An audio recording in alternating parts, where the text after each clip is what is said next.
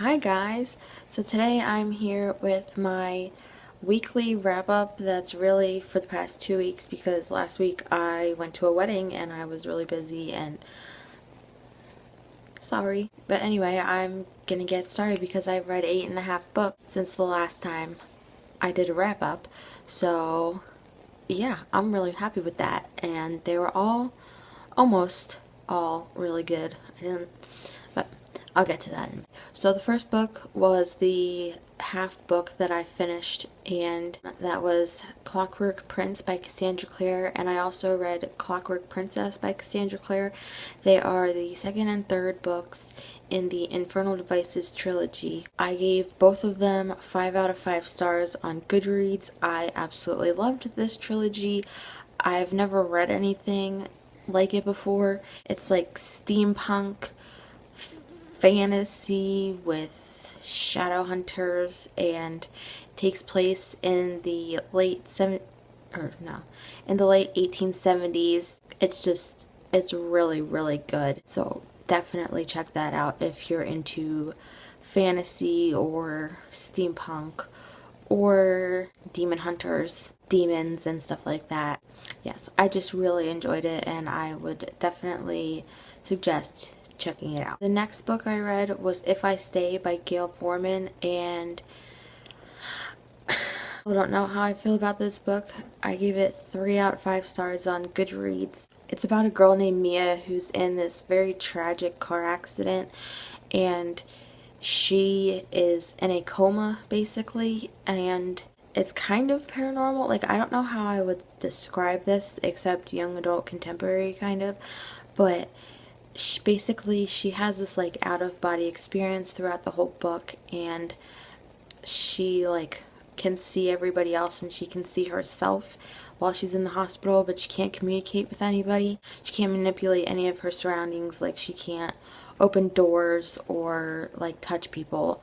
And basically like her whole family has died, and she has to decide whether she's going to fight to survive and live without her family, or if she's going to decide to die and possibly be with them. She doesn't know what happens when you die. So it's basically about her and her making this decision, and it's flashes back from the present to the past and like back and forth, and I didn't really like that part.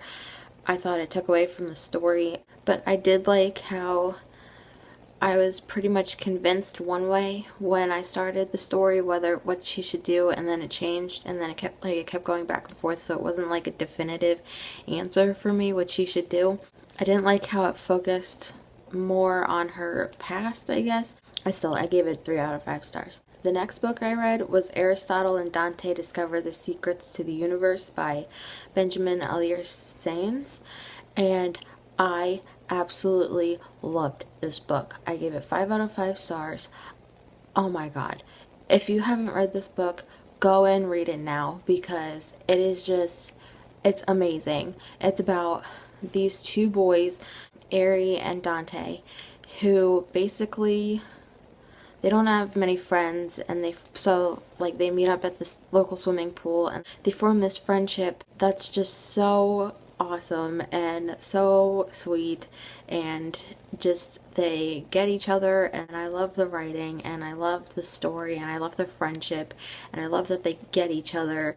Ari's more of an introvert and he likes his space a lot of times, and Dante understands that and he doesn't try and push him, and Ari understands that Dante just has some secrets that he doesn't want to talk about, and he doesn't push him to talk about it. It's just awesome. And there's kind of like a mystery throughout the whole book about what happened to Ari's brother, and how having this brother and who's been missing like almost his entire life has affected him and his family, because they don't talk about it.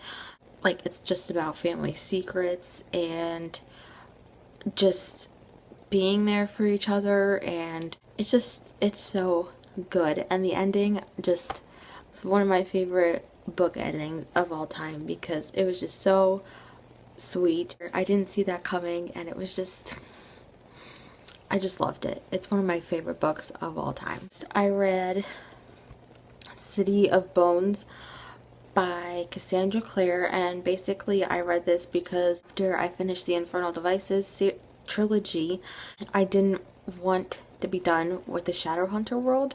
I wish that that trilogy could keep going forever, but it can't. So I picked up The Mortal Instruments. I definitely didn't like it as much as the Infernal Devices, but it did start, warming up. Like, I did start liking it, and I'm not the biggest fan of Clary, but I did want to read it, and then I got to the end, and let me tell you, that ending made me so mad. I thought it was gross for a while. I just thought it was icky, and just made me so mad. I didn't want it to end like that, and basically turned me off of the rest of the series for a while.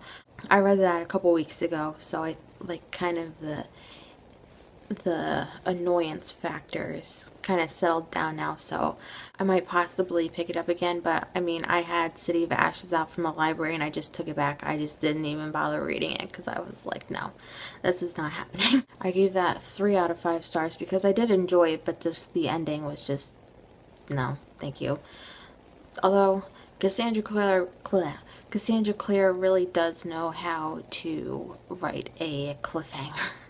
I will say that. Next, I read Free 4 by Veronica Roth, which is 4's perspective of the knife throwing scene in Divergent. And I gave this 3 stars just because, I liked it, but I want more, basically, because it's only a chapter. So, I mean, it was 17 pages or something like that, so it was just really quick. Next, I read Anna and the French Kiss by Stephanie Perkins, and oh my gosh, wow, just look like a crazy person there. Oh my gosh, I love this book. I can totally see why people love Stephanie Perkins because this book was amazing. I gave it 5 out of 5 stars. I just loved it. It's about a girl named Anna who is basically sent off to boarding school in Paris for her senior year of high school, and she's not happy about it because she doesn't want to leave her friends, and she's kind of dating this boy, but not really, but she likes him and she thinks he likes her, so she doesn't want to leave that, and she's got her best friend, and so she's not happy at all about going to Paris. But of course she meets some friends and makes some good friendships, and of course there's a boy. They're just infuriating at points, but totally understandable.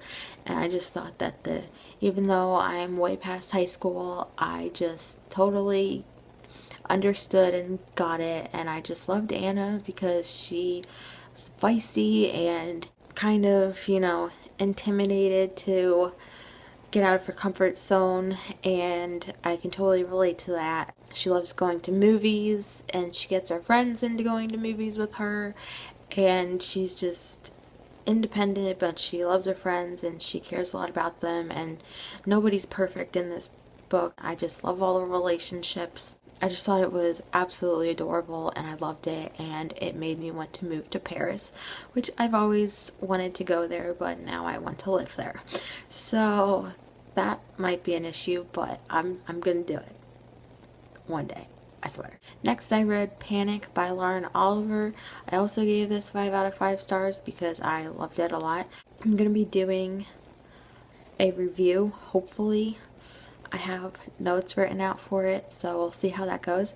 Yeah, I love this book. It takes place in a small town called Carp, New York, where basically nothing happens, so these kids created these games called Panic, and basically every year the recently graduated seniors can participate in these games, and basically you just have to do all these crazy stunts. And at the end, you have the possibility of winning $50,000 or more based on, because they raise all the money at school and everything. So based on whatever people put in. Yeah. And it follows Heather and Dodge. So 2 perspectives again, which I really liked. They've both decided to participate in these games for completely different reasons, but they connect through these games. Like the challenges didn't take up the whole book, which I thought was gonna happen, and it's not like a dystopian type thing, which I thought like these games were gonna be legal, but they're not. So it's like them racing against themselves, or racing against the other competitors, but also racing against the police. And I thought it was really intense. The challenges really scared me. Like, I would not be able to do them if it was me. I could really relate to these characters. I just love them, and they were really real, and I can totally see them existing in real life. I can't see really these games happening, but possibly, you never know. But I just love this book, and like I said, gave it 5 out of 5 stars. And then the last book I finished was Side Effects May Vary by, what's her name? By Julie Murphy, and I gave this book 2 out of 5 stars on GoodReads because, one, I didn't like the way it was written. Like, I liked the writing, but it was told in a dual perspective again, which I don't mind. I like those kinds of books, but not only was it told in dual perspective, it was told in the present and past. So, like, each chapter said whose perspective it was. It was either Alice or Harvey, and then it said then or now. So that was, I don't know, I guess I lost something in there. But it's about this girl named Alice who has found out that she has cancer, and she's been living like with cancer for a year.